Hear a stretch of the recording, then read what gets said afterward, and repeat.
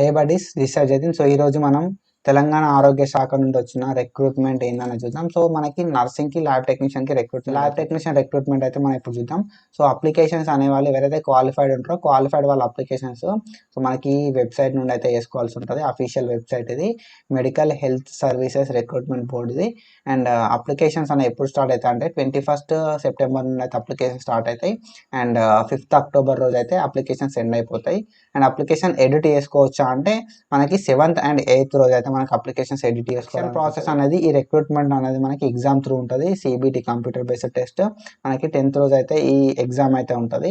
So applications ఎవరైతే ఆన్లైన్లో చేస్తారో వాళ్ళు మాత్రమే ఎలిజిబుల్. డిపార్ట్మెంట్స్ అయితే వేకెన్సీస్ ఉన్నాయి. మొత్తం వేకెన్సీస్ వచ్చేసి 1284 వేకెన్సీస్ ఉన్నాయి.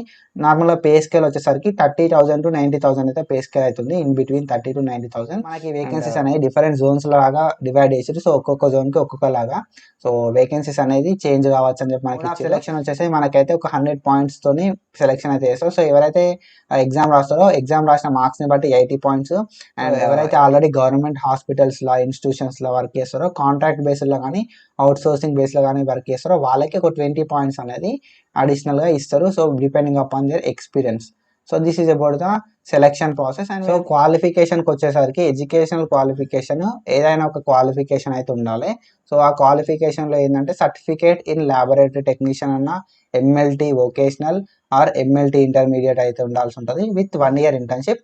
డిఎంఎల్టీ అయినా ఉండాలి are BSc MLT are MSc MLT అయినా ఉండాల్సి ఉంటుంది. Medical lab clinical pathology technician course అయినా ఉండాల్సి ఉంటుంది. So bachelor in medical laboratory technology BMLT అయినా ఉండాల్సి ఉంటుంది. PG in medical laboratory technology అయినా ఉండాల్సి ఉంటుంది. So PG diploma in clinical laboratory అయినా ఉండాల్సి ఉంటుంది. So BSc microbiology are MSc microbiology.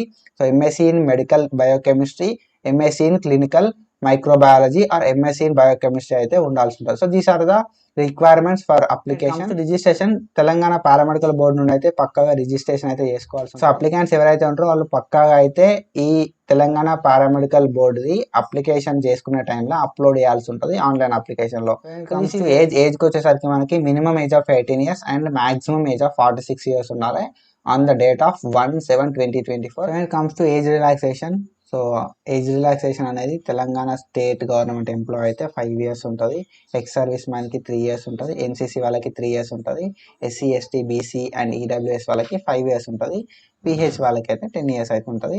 So ఇది age relaxation. Comes to fee, online examination fee అనేది 500 ఉంటుంది. సో ఎగ్జామినేషన్ ఫీ అనేది ఎవరికి ఎగ్జామ్షన్ కాదు, ఏ కేటగిరీ అయినా కూడా ఫీ అయితే పే చేయాలి. కమ్స్ టు ప్రాసెసింగ్ ఫీ అనేది 200 rupees అయితే ఉంటుంది. సో కొంతమందికి ఎక్సెంప్షన్ అవుతుంది.